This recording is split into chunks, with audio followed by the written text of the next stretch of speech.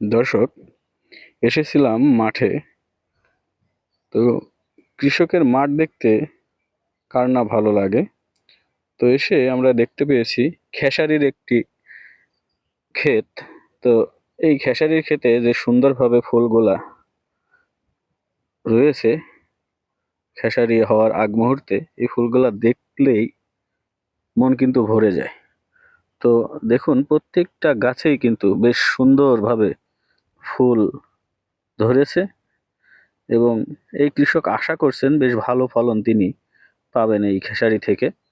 তো বেশ বড় একটি ক্ষেত, সুন্দরভাবে কিন্তু ফুলগুলা ফুটে আছে।